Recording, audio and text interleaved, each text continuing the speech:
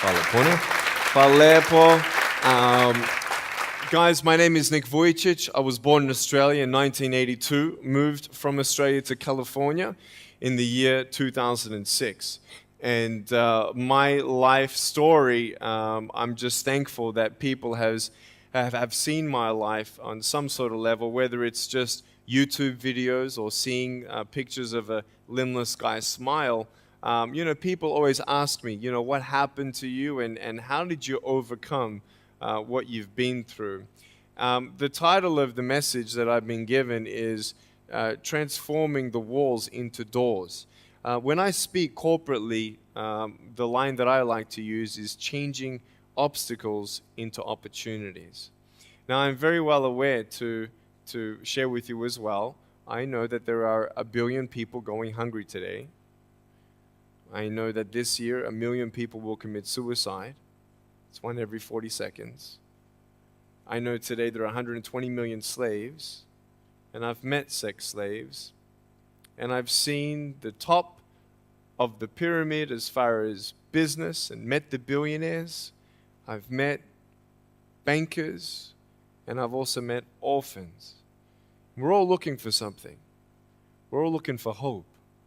Hope you can't just have just because you were born with hope. No, we're born with pain. We're born and live through difficulties. And in our life, my parents always taught me that even though we don't know why I was born this way, that we have a choice. Either to be angry for what we don't have or be thankful for what we do have. The power of that choice was the first thing that I had to overcome and decide for myself, especially in the early years of school.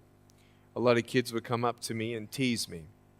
And I've been speaking at 5 congresses. I've met 7 presidents all around the world. My largest crowd was 110,000. I have 30,000 invitations for me to speak. So wherever I go, I talk about the value of life. I talk about anti-bullying messages for the school systems in different nations. The greatest thing is love. When we feel like we don't have enough love and we don't have enough hope, we start losing strength to live. For me, in my life as a child, I had a big wall. I was surrounded by 4 walls and a low ceiling of opportunity. I was set free in so many different ways, and especially surviving from day to day with my parents who loved me, who encouraged me, who told me that I was beautiful the way that I was, and not to worry about what other people said about me. I was actually the first special needs child to be integrated into the mainstream education system in Australia, and I was awarded Young Citizen of the Year in 1990. And the world is a hurting place, and the world needs hope, and the world needs love. Without hope, we feel like, why are we here? Well, brokenness.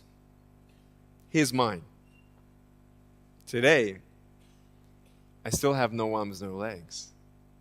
But everything's changed. Everything.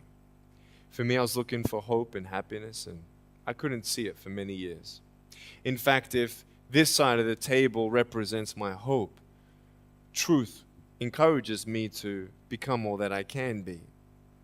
But then we have lies every day coming in our mind, people who discourage us. You know the people that you have in your life who, no matter how good of a day you're having, they'll bring you down. Or no matter how bad of a day you're having, they'll bring you even lower. You know what I'm talking about? Think of the 3 biggest discouragers in your life. They're not your biggest discouragers. You are. You are. It only takes 3 seconds for me to tell you something discouraging. But then you may never forget my words. I've met so many 50-year-old women and 40-year-old women who still remember what their fathers told them that they wish they never heard. Words are powerful. When you hear those words and then your mind starts growing with these lies. Nick, you're not good enough. Nick, just give up. Nick, you're never going to get a job. You won't get married. You can't even hold your wife's hand. What kind of a father are you going to be if you can't even pick up your kids when they're crying? You're alone. Sure, your parents hug you, but their hugs can't heal you. Just give up. Just give up. Just give up. Just give up. Just give up. At age 8, I thought that I should commit suicide. Why? Because I didn't have hope. I thought I didn't have hope. Today you can see that I had hope. What's the word? Believing in something you do not see. Faith. Words can only do so much. Hugs can do much more than words. But when hugs can't do anything, that's where faith kicks in. For me, words and hugs were not enough, but I had no faith. So I tried to give up. At age 10, I tried to drown myself in 6 inches or 15 centimeters of water. In my home, I told my dad I just wanted to relax. But really, I wanted to end my life. I had enough. Dosta mi je bio. Okay. The first 2 times I rolled over, I was trying to work out how much air I hold in my lungs before I let it out. And the 3rd time, in my mind, knowing that I wanted to get out of here because of the bullying in my life, because I was going to be a burden to my parents and I had nothing to look forward to, I realized at that moment that if I actually went through with committing suicide, I would leave a greater burden for my parents than they already had. So there was one thing less hopeful or more burdensome than having a child without limbs. What is it? A child without limbs who gives up. So when I saw in my mind my mum and my dad and my brother crying at my grave if I went through with it, that one thought saved me. If my parents never told me that I was beautiful the way that I was, if my parents never told me that I was special and that I was loved, I wouldn't be here today. So I encourage every single parent who tries their best to encourage their teenagers. Especially in the West, many teenagers put a do not disturb sign on their door. I'm sure, the conversations all around the world between a parent and a teenager. How was school? Fine. What'd you learn? Nothing. Did you do your homework? No. And that's the conversation for the day. And when you try to tell your children that they're beautiful, so of course I'm beautiful. I'm your son. I'm your daughter. Of course you're going to say that. But they're right. Every single human being has value, and my value is not determined on how I look or what job I have or where I'm from, where I was born, how much money. All that stuff is nothing.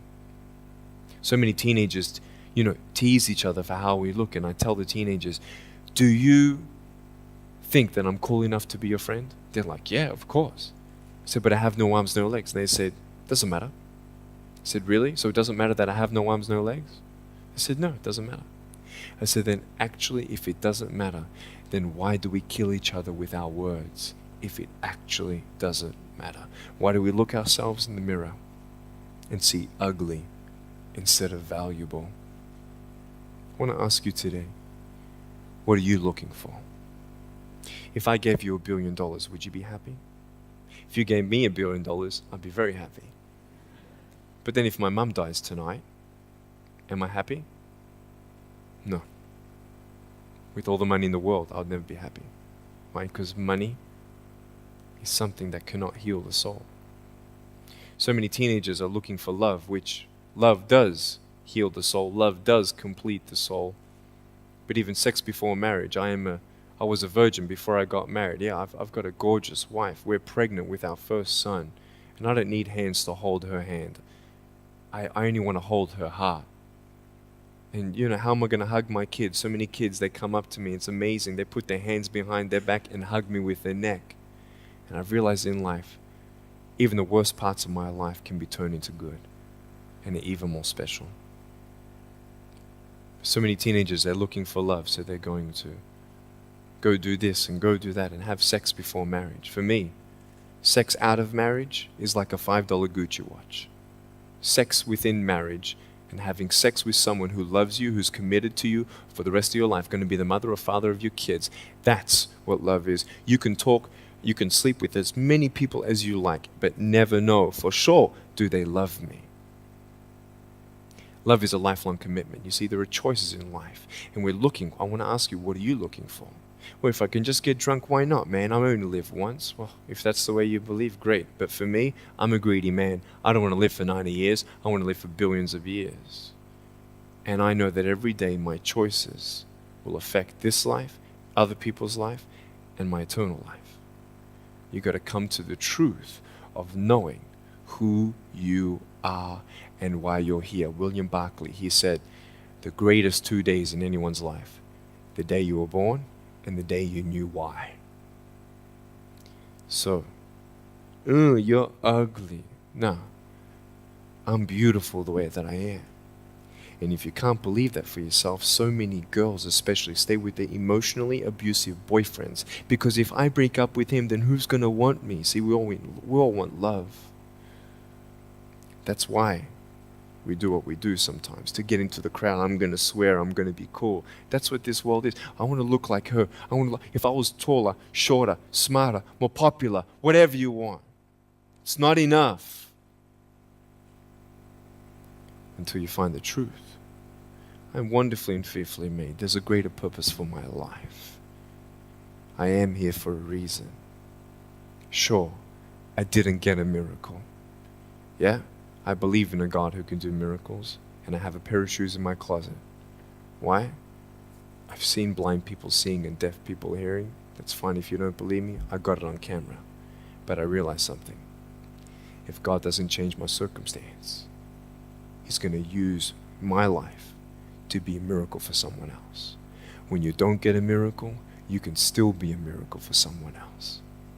I'm going to close off with this beautiful story. I was in Southern California. I have two organizations. I have a non-profit organization and I have a for-profit. I probably spoke between years 2007 and 2010, 1,000 times, 600 flights. And I've spoken to 4.5 million people face to face. In the last 48 hours here in Serbia, we've reached 5 million through media. So, we have the heart of people to love others. We want people to love each other, love yourself, dream big, and never give up. We're all looking for hope, aren't we? What are you looking for? Money, drugs, sex, alcohol, pornography, fame, fortune never satisfies. It's never enough. But I've come to a peace. So check this out. When I'm 24 years old, 5-6 years ago, I was in California. And I never met anybody else like me. When I was 10 years old, I wish I would have met somebody like me. Never did. Didn't get that miracle. But at 24, in California, I saw a little boy with no arms and no legs, 19 months old, just like me. I knew he was going to be bullied. I knew he was going to go through depression. I knew he would feel alone. I knew that he would get worried if he's ever going to have a girlfriend, and so on and so on. I got the father to bring him up on stage in front of 2,000 people. And everyone was crying. And it was a materialization of when you don't get a miracle, you can be a miracle for someone else. I am not a superhero. I go through ups and downs. So do you. But take one day at a time. And if you haven't found that peace of knowing who you are and why you're here, and where you're going when you're not here, for me, I want you to know that's how I've overcome. I don't have any walls. My book's called Life Without Limits. And what will be, will be. I've acted in a short film, 30 awards. I got Best Actor in a short film. I've done my own music video. I've written 2 books. First book, 30 languages, 800,000 copies. I'm 29, and we know 1 billion people know who I am. Not to bring up my pride or my name or my status. Trust me, I'm just like you. But I hope you are inspired to know that if I can dream big, then so can you. There are no walls. Find your peace, and you'll make your walls doors. Thank you so much.